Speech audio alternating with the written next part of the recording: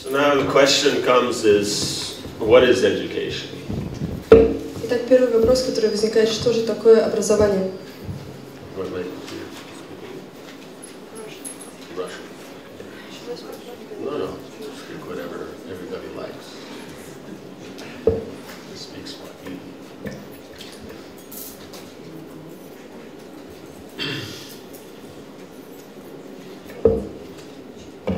What is the purpose of education? Что является целью образования? What should you gain from education? И что человек должен получить из образования? So the idea is that now if you're getting educated, that means there should be some benefit. Потому что идея заключается в том, что если человек получает образование, то он должен получить какое-то благо из этого. Right? No one performs any activity unless you get a benefit from it. Ведь никто не занимается какой бы то ни было деятельностью, если он не получает какое-то благо от нее. So, therefore, then one has to judge, is one getting benefit from education? Поэтому естественно, что человек должен иметь возможность судить о том, получает ли он благо от образования. And what is that benefit you can get? И что это за благо, которое человек может получить? So, in the Vedic concept is that education should, first of all, bring you closer to God, and second of all, give you the method by which you can do that. Итак, ведическое образование несет в себе идею о том, что прежде всего оно должно привести человека ближе к Богу и дать ему методику, с помощью которой человек может к Богу прийти. As explained in the Srimad Bhagavatam, then anything that's not in connection with Krishna is illusion. Как объясняется в Шримад Бхагаватам, все, что не связано с Кришной, является иллюзией. Because everything being God's creation, that means He's connected with every aspect of it. Поскольку все является творением Кришны, является связанным с ним. There's the idea that there is the material world, then there's God. Итак, мы знакомы с идеей о том, что существует материальное творение и существует Господь. Or there's material life, and then there's God. Или о том, что существует материальная жизнь и существует Господь.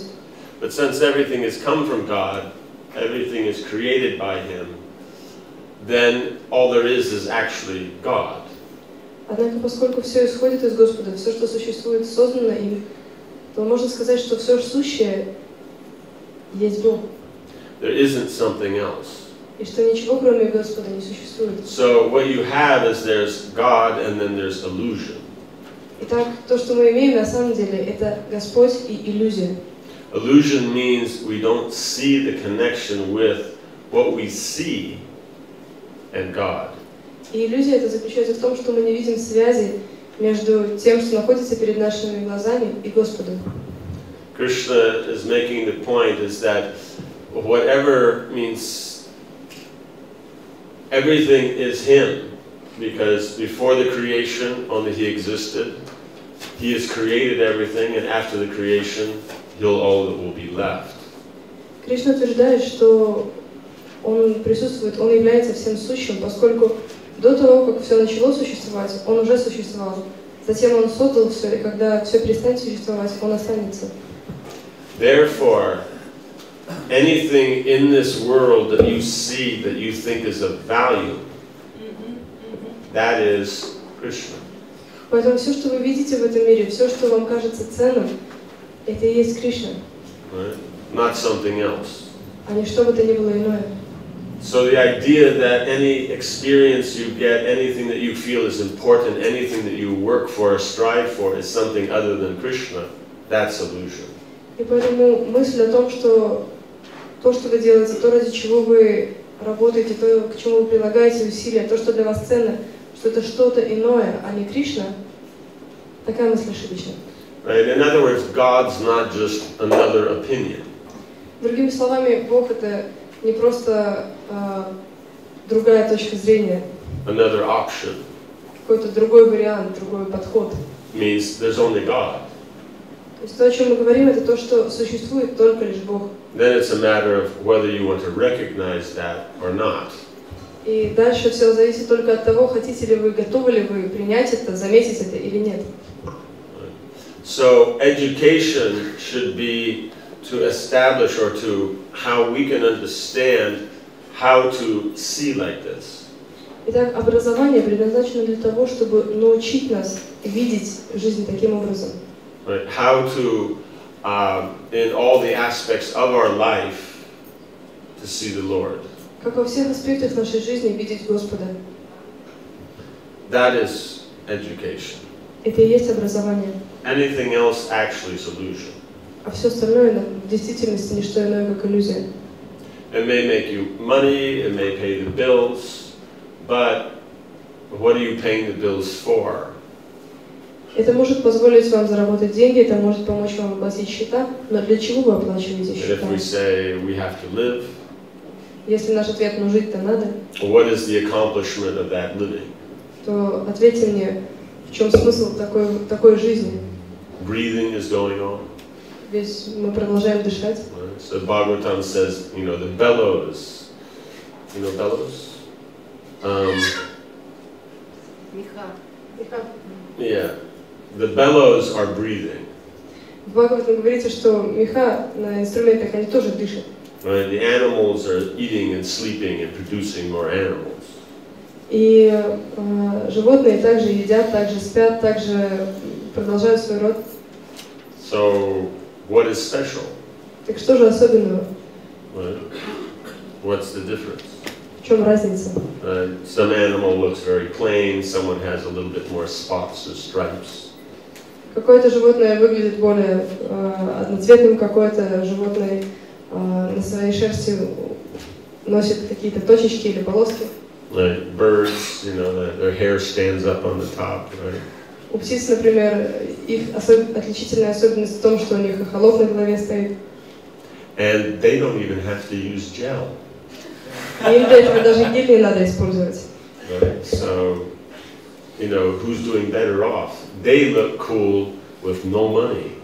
Так кому удается жить проще? Они умудряются выглядеть стильно, даже не используя для этого денег. Right? They're born cool. Они просто рождаются вот так вот в стиле. Right? So then, what makes the human life special? What makes it different? Так что же особенного в человеческой жизни? Что же отличает ее от всех остальных форм? That's education. Это образование. Right?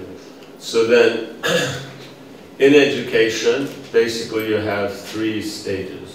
В образовании есть 3 ступени. First stage is that one hears. Первая ступень образования – это когда человек слушает. By hearing, then you have knowledge. Посредством слушания человек обретает знания. But knowledge means just you know. Однако знание означает всего лишь, что вы знаете. It should be that this knowledge results in action. Однако у знания должно быть продолжение, оно должно принести свои плоды в действии. Someone knows smoking is bad. What should be the result of that knowledge? Например, если кто-то знает, что курить вредно, то что должно стать результатом этого знания? Right? They don't smoke. Человек не должен курить. So if they know it's bad and they still smoke, what's the use? Ведь если человек знает, что курить вредно, но продолжает делать это, то какой смысл в таком знании? Right? Therefore, it has to become realized knowledge. Поэтому знание должно превратиться в осознанное знание. So how to get from knowledge to realized knowledge? И как же пройти этот путь от информативного теоретического знания к знанию осознанному, примененному? So there must be a stage in between. Должна быть какая-то ступень между этими двумя уровнями. So this stage in between then is practice and contemplation. И эта ступень между одним уровнем и вторым – это практика. So this practice and contemplation means what you've heard, you think about it. You try to see how does this apply, how does it work. Эта практика и осмысление означает, что вы думаете, размышляете о том, что вы услышали, и стараетесь понять, как это применить, как это работает в жизни. And having contemplated it, then one tries to practice it, apply it. То есть, осмыслив полученное знание, человек старается применить его в своей жизни. Right? Because when you apply something, then all the things that you've heard, you have to actually use. Поскольку когда человек начинает применять полученное знание, то все, о чем он услышал, он должен в действительности применить в жизни. Right? And it's very easy to hear something and go, okay, I understand. Потому что всего лишь услышав о чем-то, человек может сказать, да-да, я понял. But when you have to actually use it, then you actually need to really think about what you've heard.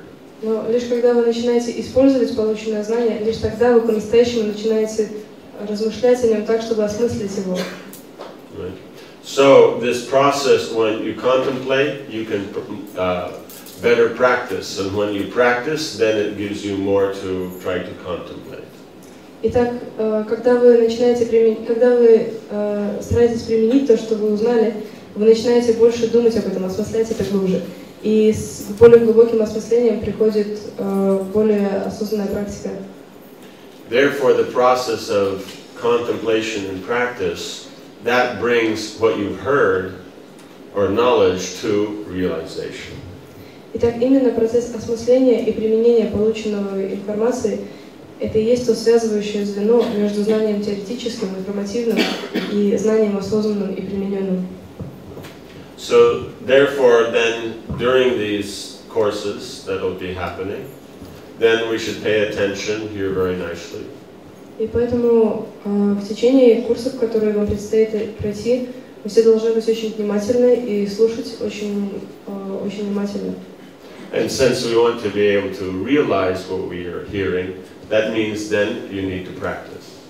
И поскольку мы хотим применить то, что мы узнаем, то, о чем мы будем слышать, это значит, что нам нужно стараться практиковать то, о чем мы услышим. So, but that will bring up questions. Однако это будет вызывать вопросы. So, since we actually want to realize the knowledge, then that means the process of questioning then is in a way that we will actually get an answer. И поскольку мы хотим, чтобы теоретическое знание, которое мы получим, стало осознанным и практическим, то мы должны задавать вопросы таким образом, чтобы мы могли действительно получить ответ. Means asking a question should mean we want an answer. А это значит, что когда мы задаем вопрос, мы должны действительно хотеть получить ответ. If we just like to argue, then this is not a good forum for that. Поскольку если мы хотим просто подискутировать, то это не лучшая форма вопроса. If you just like arguing, then go join a debate club.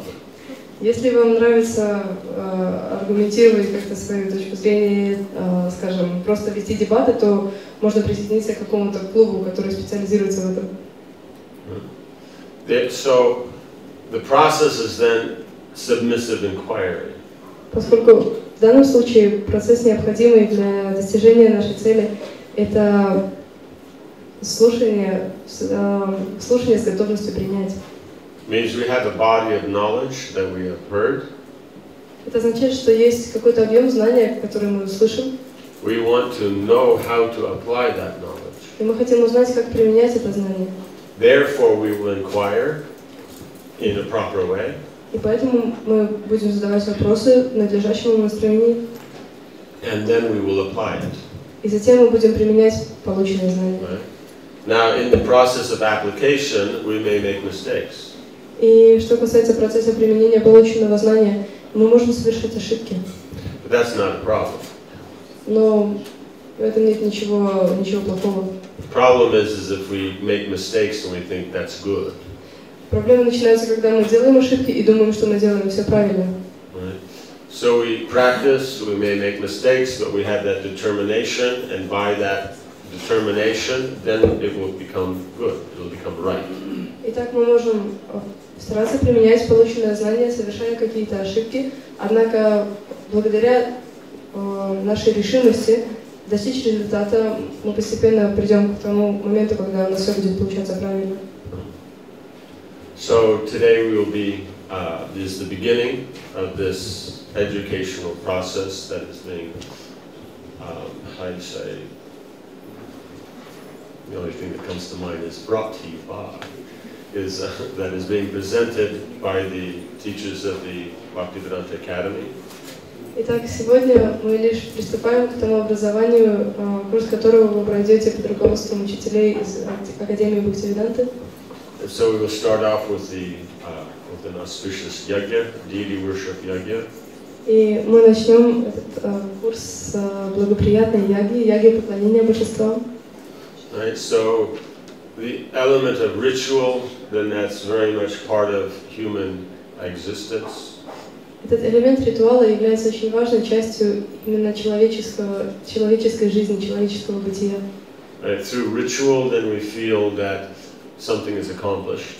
И проходя через ритуал, тот или иной ритуал, мы чувствуем, что мы достигаем ту или иную цель. Otherwise, we take it as ordinary. Поскольку без ритуала мы принимаем что-то совершившееся как нечто обычное. Because we're just doing ordinary ritual. То есть как будто мы просто делаем что-то совершенно особенное, непредставительное. Getting up in the morning, yawning, stretching, thinking we should go back to bed. Мы встаем утром, зеваем, чешемся, подумываем о том, чтобы вернуться обратно в кровать.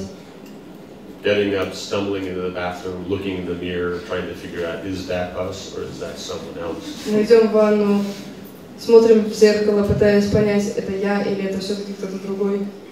Right? Brushing our teeth, washing our face. Мы чистим зубы, моем лицо. Then looking again in the mirror and deciding, yes, now we have arrived. Потом мы снова смотрим в зеркало и понимаем, да, вот теперь явление меня состоялось. Right? So like this, we have our daily rituals. Так есть определенные ритуалы повседневные.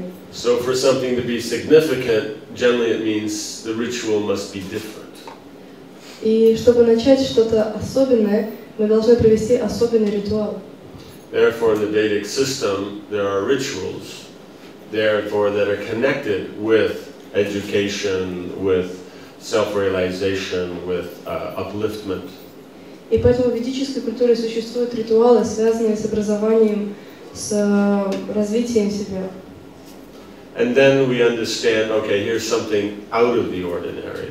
И тогда мы в таких ритуалах мы понимаем, что сейчас будет происходить что-то особенное, что-то из ряда вон выходящее. His tendency is to think ordinary is my life, out of the ordinary, that can be something spiritual. Поскольку тенденция мышления человеческого такова, что мы думаем, что-то обычное, это что происходит в моей жизни, это что-то обычное, то, что я делаю каждый день, но что-то особенное может быть чем-то духовным. So the idea is that everything should be spiritual. Изначально идея заключается в том, что одухотворено должно быть все. But if not, at least those things that are more obviously spiritual should be seen as spiritual.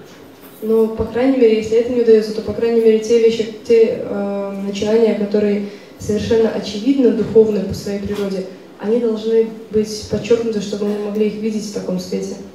Therefore, then, through ritual, then we can appreciate, the specialness of an occasion. И тогда посредством проводимого ритуала мы можем оценить по достоинству то, что будет происходить далее. Right, so what is happening today? This is a yajna. This is given by Krishna in the 11th canto. И то же приношение, которое будет происходить сегодня, это яга, которая дана самим Господом Кришной в 11-й песне Бхагаватам. It's part of the process of Pancharatric deity worship. Это часть процесса панчаратрики, то есть поклонения божествам. And so, I say, Krishna is called into the fire, where then he receives our worship and our offerings. И в процессе этого жертвоприношения мы приглашаем Кришну войти в этот огонь, чтобы принять наше поклонение в этой форме. The Lord can appear in so many forms. Господь свободен приходить в любой форме. Actually, unlimited forms. Он не ограничен ничем. But at least for us, for doing formal worship, he comes in the form of the deity or in the form of the fire. Но для нас, чтобы мы могли проводить поклонение согласно предписанным правилам, он приходит в форме божества или в форме огня. So in this form, then he is invoked. We will be worshiping today with Brahma Samhita. И в этой форме мы будем поклоняться ему сегодня, повторяя Брахма Самхиту. And this Brahma Samhita, because it's a general mantra most devotees know. Брахма Самхита — это та молитва, которую большинство преданных знает. But we'll be using the full Brahma Samhita. Однако мы будем использовать полную версию Брахма Самхиты. So generally we're chanting, I think, from verse 29 to 55, but this will be from 1 and 2, I think it's 64. То есть обычно мы читаем стихи с 29 до 56, но сегодня мы прочитаем Брахма Самхиту от и до, от начала и до 60. So Brahma Samhita is the, Lord Brahma's realizations on the essence of Vedic knowledge.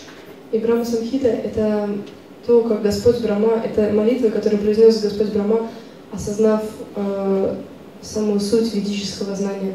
It includes the creation, Brahma's realization, then his speaking of those as prayers, and then a conclusion where Krishna then gives the essence of the Vedic literatures.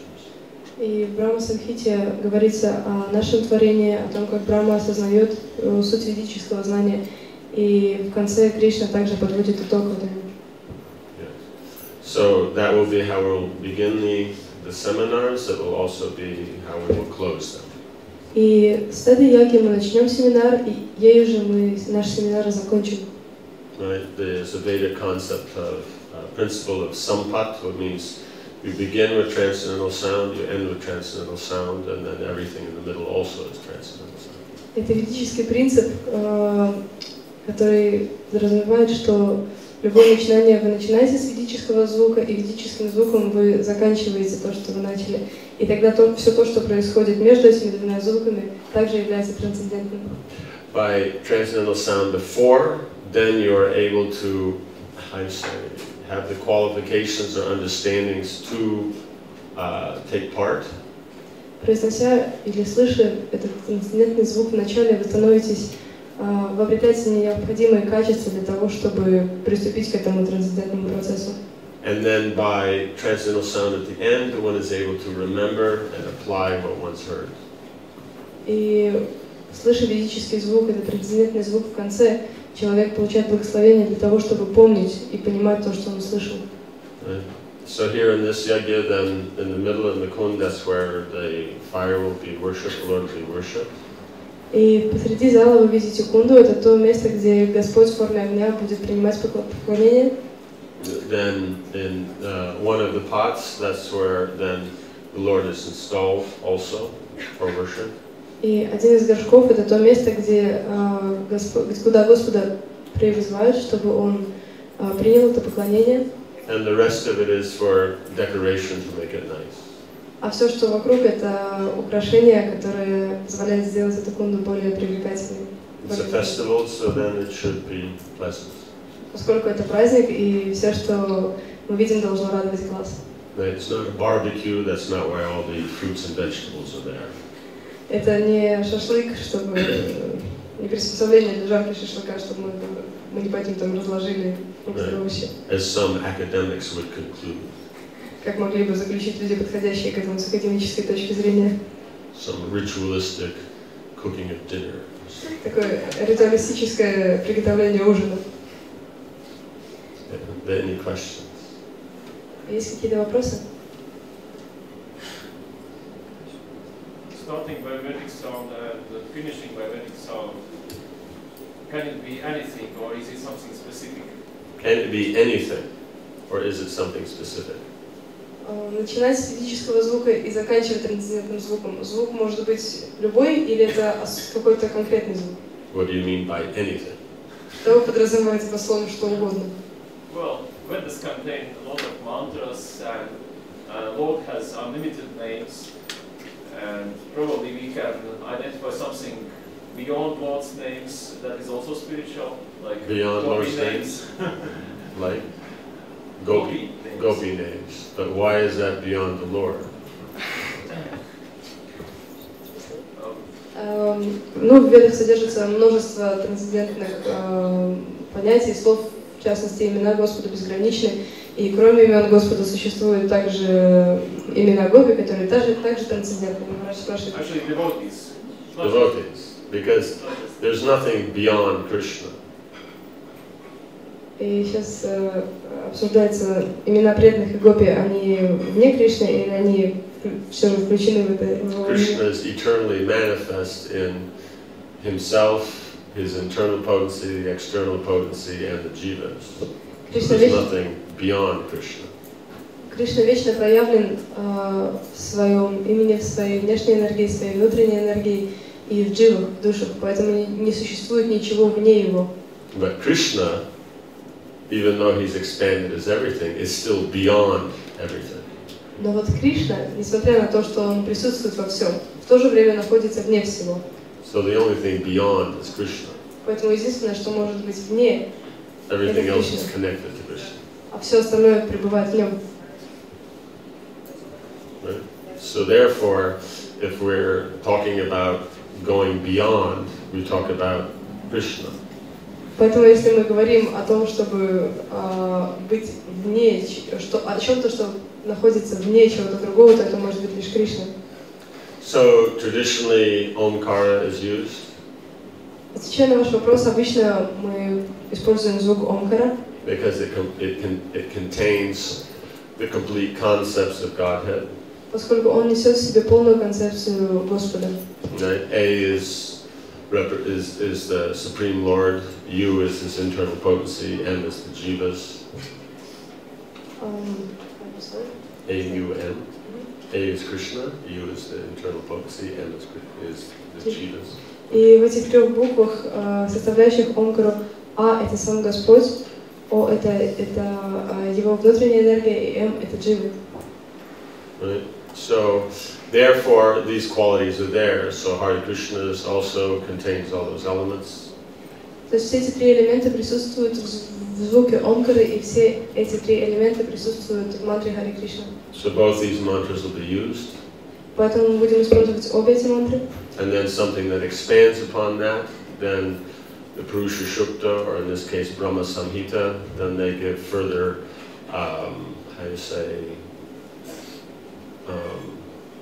illumination to these essential points. И дальше мы будем читать молитвы, которые более широко говорят о все тех же трех элементах. То есть это Пуруша Шукта, в данном случае это будет Брахма Самхита. So does that work? So there are some varieties. There are some varieties. Not always Om, but you could improvise also. You wouldn't improvise, because how do you know your improvisation has anything to do with anything? То есть, спрашивает, то есть существует какое-то разнообразие, можно импровизировать. Махараджа говорит, что нет, импровизировать нет, потому что нет никаких гарантий, что ваша импровизация будет иметь какое бы то ни было отношение к чему-то из того, к чему она должна иметь отношение. Right? Just like, let's say, you want to improvise in music. Например, вы хотите импровизировать в музыке. Unless you follow the rules of music, no one will call it improvisation. До тех пор, пока в своей импровизации вы не следуете тем или иным правилам музыки, никто не назовет происходящей импровизацией. It will be called a disturbance. Это будут называть шумом. And if you note that those who can improvise in music, they have been trained the longest in the science. И, как вы знаете, наверное, те люди, которые умеют импровизировать в музыке, это те мастера музыки, которые учились этому искусству дольше всего.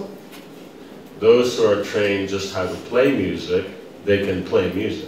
Поскольку те, кто учились лишь играть, они и умеют только играть. Those who have been trained in the science of music, they can improvise. А импровизировать в музыке могут себе позволить те, кто учились музыке как искусству, как науке. Okay.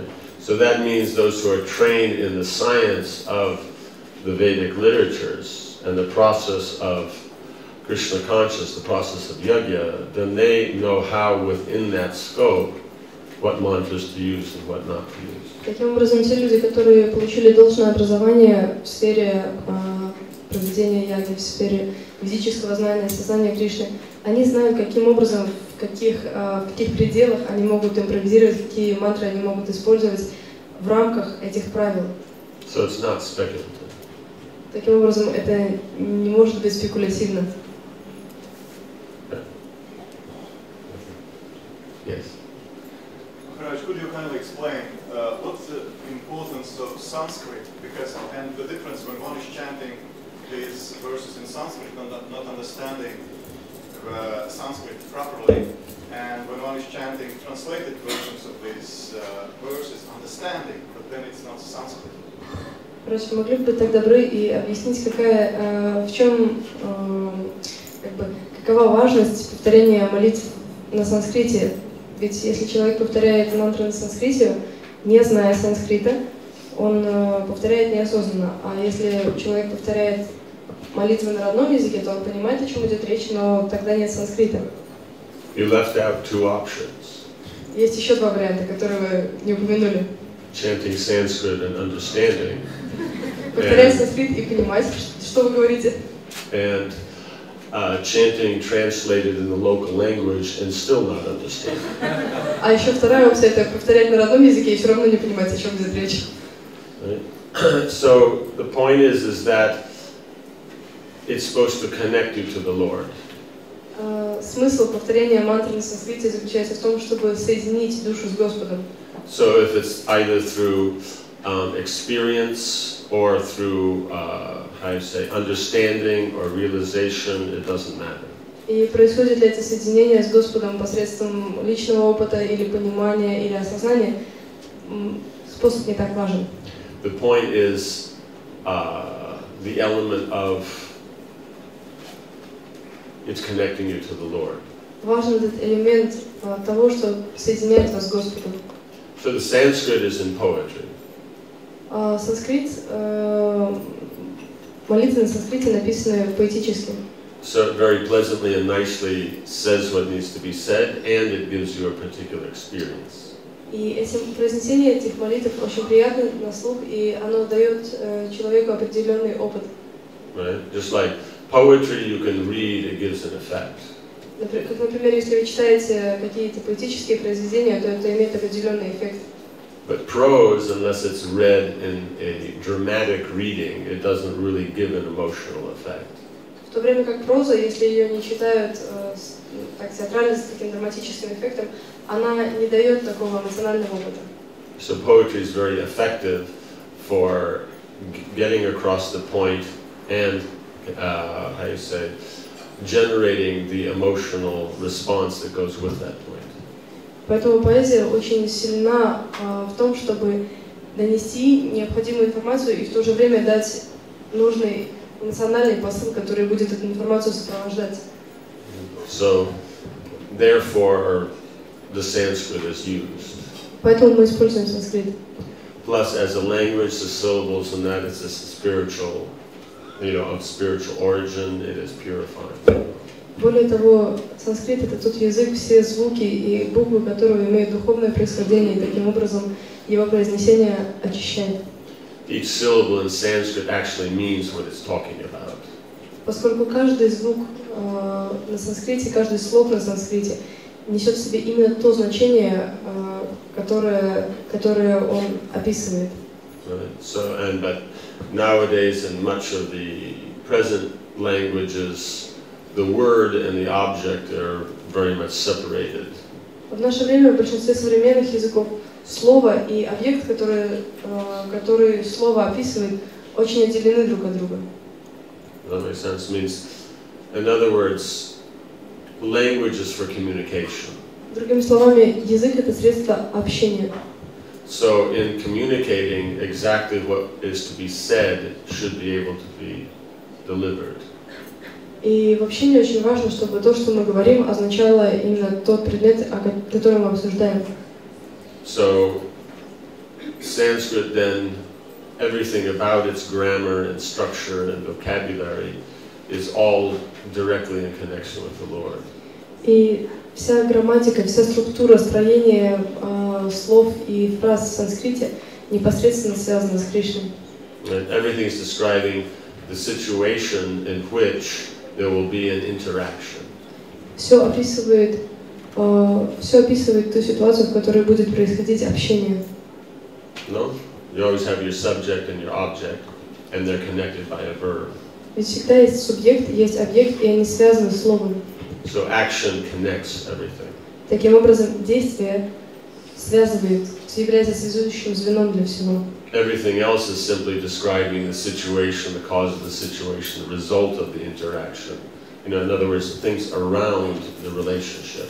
А все остальное описывает лишь то, что является ситуацией, в которой происходит общение и какой-то взаимообмен.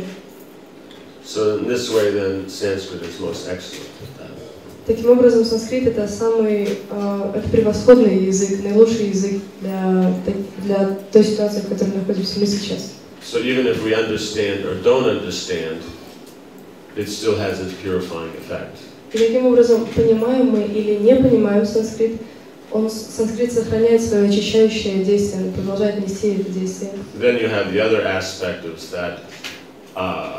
If it is done in accordance with the parampara, then it has the spiritual potency is being carried by it. И другой аспект заключается в том, что если все происходит в соответствии с парампарой, то этот язык несет тот заряд духовной энергии, который в него заложен. So that then, how do you say, also is the main element of the purification. И именно это является основным элементом очищения. Because it's actually connected to the spiritual platform. Поскольку это связывает нас непосредственно с трансцендентным духовным уровнем. Right? It has been written by, it is either given directly by the Lord or written by great personalities. Поскольку все, что мы произносим на санскрите, либо дано непосредственно Господом, либо произнесено великими личностями. So then it has naturally the greatest universal effect. И таким образом эти слова имеют самый глубокий эффект, который важен для всех.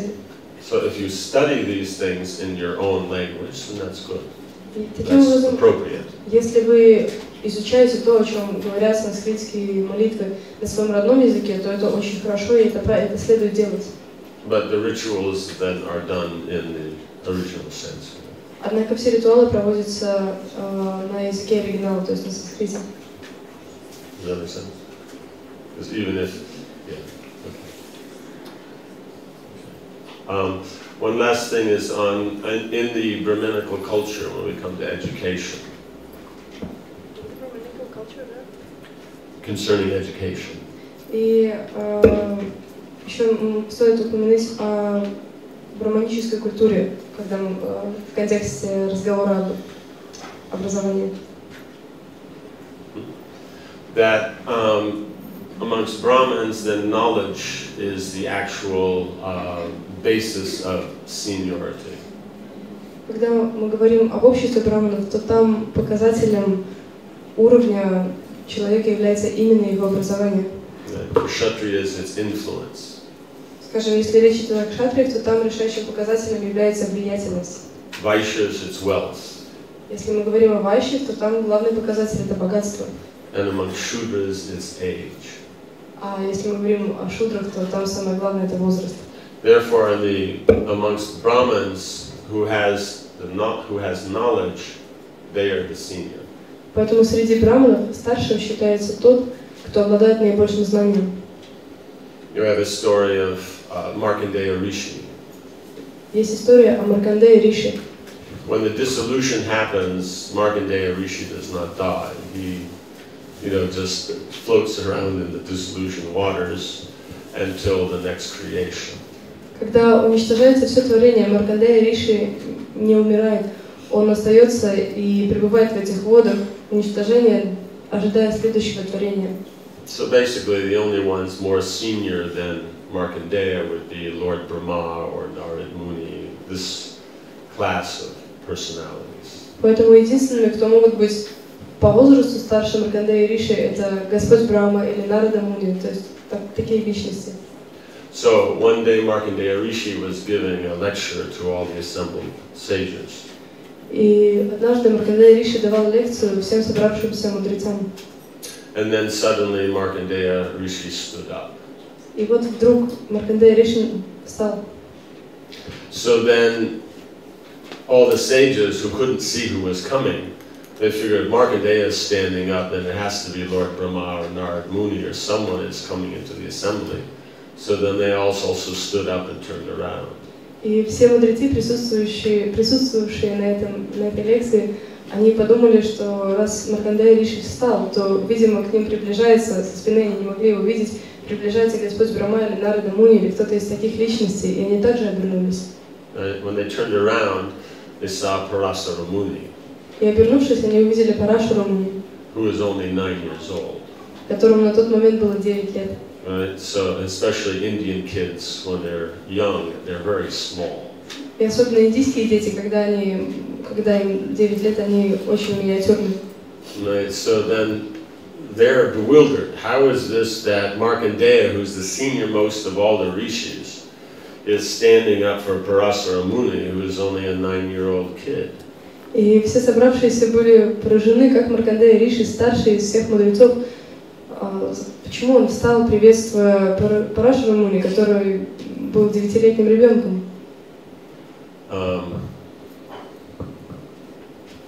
But so this same, doubt was presented by Parasara Muni himself. И даже сам Парашара Муни выразил тоже сомнение, он также подверг сомнению правильность этого поступка. So then Markandeya Rishi said, in your 9 years, you've been conscious more of the time than I have been in my very long lifetime. И Маркандея Риши сказал, за свою жизнь длиной в 9 лет ты жил более осознанно, чем я за всю свою долгую жизнь. Therefore, you are actually older than I am. И поэтому ты старше меня. Because real age is gained by consciousness. Поскольку настоящая взрослость, мудрость приходит из сознания. So therefore then Parasara Muni, he sat on the Vyasasana and answered the questions of the sages.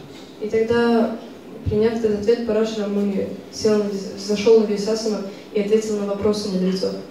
Therefore amongst Brahmins, age means amongst the Brahmins themselves they'll consider age, but knowledge is the principle. И поэтому в обществе браманов, разумеется, возраст принимается во внимание, однако решающим фактором является именно знание. Another aspect in the Vaishnava or the Vedic etiquette. Это еще один из аспектов вайшнавского этикета. Is that respect goes both ways. И еще один момент, это то, что ведического этикета, это то, что уважение – это то отношение, которое главенствует обоюдно. That means that one may be in a respectable position, but one respects the other for their respectable position. Это значит, что находясь в положении очень уважаемого человека, этот человек относится с уважением ко всем, с кем ему приходится общаться, уважая их положение. It appears that, I say, knowledge is good scope, but as far as etiquette, then it's, I say, the language doesn't lend itself so well.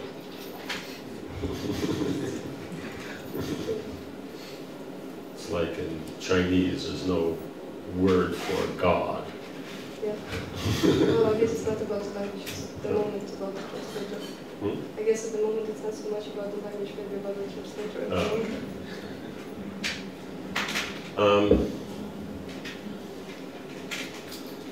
Therefore, someone may be older and someone may have more knowledge. So the person with knowledge respects the other one for their age, and the person with greater age respects the person for knowledge. But of the two, the knowledge is more respectable. То есть, другими словами, тот человек, который, скажем, старше по возрасту, относится с огромным уважением к тому человеку, который обладает большим знанием. И тот человек, который обладает большим знанием, с таким же огромным уважением относится к тому человеку, который старше его по возрасту. То есть это уважение обоюдостороннее. В то же время, если мы рассматриваем обоих, то более важным решающим фактором является все же знание, а не возраст. So that's very important consideration. Это очень важный момент. So age, position, seniority, all these are respected, but in an educational environment, the knowledge is the most respectable. Таким образом, возраст, положение в обществе, другие показатели, все они достойны уважения и все они очень важны. Однако, когда речь идет о получении образования, решающим фактором является именно наличие знания. Remember, Lord Chaitanya started his school when he was only 13. Достаточно вспомнить о том, что Господь Чайтанья открыл свою школу, когда ему было всего лишь 13. Right? And others in the community didn't go, hey, he's a kid, what does he know? И все, кто жили с ним рядом, те, кто знали его, они приняли это, никто из них не сказал, да что он делает, он же всего лишь ребенок. Someone who knows, that's respected, no matter what their age. Поскольку если человек обладает знанием, то к этому знанию относятся с уважением и принимают его, вне зависимости от того, сколько этому человеку лет. Right? So we expect during this seminar that everybody will be respectful to each other and not trying to establish their own authority. И поэтому мы рассчитываем и надеемся, что в течение этого семинара каждый будет уважительно относиться ко всем остальным и не будет стараться как-то установить свой собственный авторитет. And most of all, then the teachers who are teaching these courses will be respected. И самое важное — это с уважением относиться к учителям, которые будут преподавать курс. Another thing to add, just for, I say, academic amusement. И последнее, что я хочу добавить, внести некоторый элемент академического смущения, что ли. Time spent, activities done in the Dham are worth 1,000 times of that anywhere else. Время, проведенное должным образом в святом месте, это настолько же ценно, насколько время, по количеству превосходящее в 100 раз, проведенное в подобной деятельности в другом месте. So that means one day in Mayapur equals 3 years anywhere else. Другими словами, один день, проведенный в Майпуре, равен 3 годам, проведенным в другом месте. Okay, so now you take 3 years times 365 times the age of the teacher, and then you figure out who's older. То есть, пытаясь понять, сколько лет преподавателю, вам следует умножить 3 года на 365 дней в году и умножить на биологический возраст преподавателя, и тогда из этого заключить, сколько же ему лет. Okay, so we'll end here because we'll start the yajna now. Итак, мы сейчас начнем яги. Thank you very much for all coming. Спасибо большое, что вы пришли. Srila Prabhupada ki jai.